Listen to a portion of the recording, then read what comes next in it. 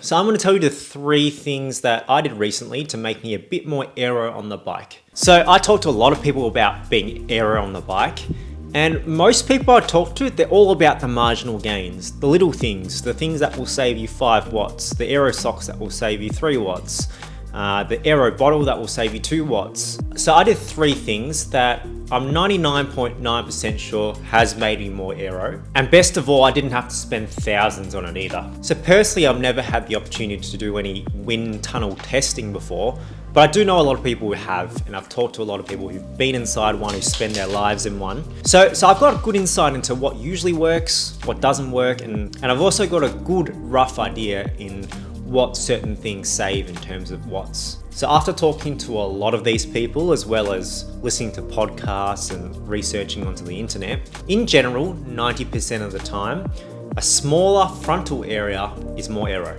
That's all you need to know. And it makes sense. The smaller hole you punch through the wind, the more aero you are. So the thing that wind tunnel testing helps us is determine how much. In general, if we can get smaller on the bike, not necessarily lower, but more so narrow and thin from a frontal area point of view, it's almost certain to make us more aero. We just don't know the exact amount of how much it benefits you, but I can tell you almost certainly it benefits you more than buying things on your bike, such as wheels, different TT bars, helmets, things like that. Improving the frontal area of your body is gonna beat those aero savings, by a huge margin. Okay, so onto the first thing I did. So I should have done this a long time ago, but I've got a BMC small, and it comes with 42 centimeter bars. And I've seen this with a lot of manufacturers. They put quite wide bars onto smaller bikes. And an easy way to approximate your bar width is just to measure your acromion, so the 2 points on the front of your shoulder. And that width should correlate approximately with your bar width. So my shoulder width was about 38 centimeters. So those 42 bars were way too wide, obviously causing a lot more drag, but also comfort as well. It's not very comfortable if my wrists are not in line with my shoulders. So not only has it made me more comfortable, it's definitely made me more aero because I'm much more narrow. I can push my elbows in, and just riding in a very relaxed position, I can get myself in such a better position. So my advice would be measure your shoulder width. Most people can probably go 38. So I work with quite a few elites, and I'd say most people in the professional peloton, they're probably 38 centimeters. I think the limit is 35 centimeters. Quite a few people are on 36 centimeters. My theory is if you go too narrow, it could potentially be a bit too uncomfortable if it's more narrow than your shoulders. And some people say it gets more twitchy as well, which I did find in the first couple of rides, but then you pretty much get used to it. So I'm hoping the next few years we'll see manufacturers make appropriate bar widths. So usually I'd say extra small, 36 centimeters, small, 38, medium 40, and it goes up from there, just based on the average shoulder widths of people who ride those bikes.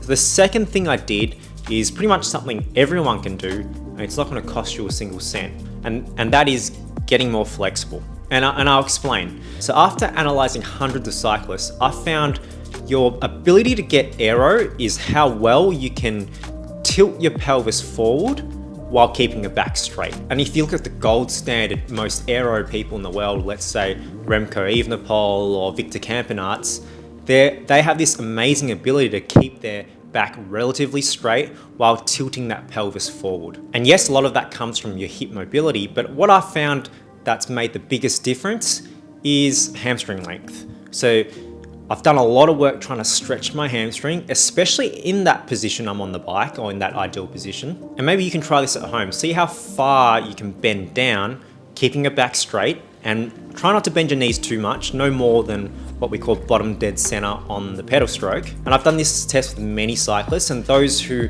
are more aero tend to get to about 90 degrees, so horizontal to the ground. And I've also found females more likely because they're a bit more flexible, their ligaments are a little bit more lax. And you can see that in time trials. If you look at the female peloton, there are some really good aero positions going on there. So following the science, I know stretching, you pretty much have to do it every day for 6 weeks. So I did the protocol of 3 30-second stretches to increase both hamstring length and improve my mobility of my hip joint as well.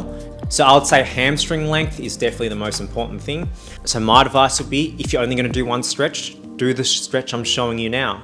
And it's really easy to track progress because your goal might be to get to parallel with the floor or even further than parallel with the floor. So dosage, you need to be stretching every day, non-negotiable, every day for 6 weeks. But it doesn't have to be long. 3 sets of 30 seconds is probably enough to make a change. And I'll make a video on a full aero stretching routine later on, but it's also good to do things like stretch your hip joint out and also your thoracic spine as well, so your upper back, because that is extremely important for your ability to look up onto the road. And then once you've unlocked that extra range, best thing to do would be use that range to train. So train in that aero position. Do a lot of strength work in that positions. My favorite exercise are stiff leg RDLs, where you hold at the bottom and then you explode up. That's very specific to the cycling position and it has a lot of benefits. Third thing I did, and I should have done it a long time ago, so I collect a lot of saddles and I recommend a lot of saddles as well. But something I haven't done is change my saddle for 6 years, I would say. I don't know why, because it's not particularly comfortable. So I needed a saddle which with a flat surface I can sit on and a cutout to enable me to roll that pelvis more forward to get more aero. And ever since I've changed that, it's been a game changer. I've been able to maintain that aero position for longer and use the extra range I have to train and just be more comfortable on the saddle so I can put down the power when I want to. So I always say saddles are a very personal thing, but in general, cutout is good. And you want bone on the saddle. So your contact points, if you roll forwards and backwards, you want bone. You don't want to hit any of your bits. Everyone's anatomy is a little bit different, but I'd say get a fit first so you know you're in the right position. But if the saddle's not comfortable, make sure you find one that fits. And once you find your right saddle, you can keep it forever, right? Don't change your saddles, because a lot of people search their whole lives for the right saddle and they never find it. Alright, so there you have it. Those are the 3 things I did to make myself more aero. And just in the last 2 weeks, I've done quite a few bunch rides, quite a few hard rides, and yeah, I feel great. A lot of it could be placebo, but I'm sure I would have saved many watts for the same speed just by making those 3 changes. So there you have it. I'll see you guys in the next video.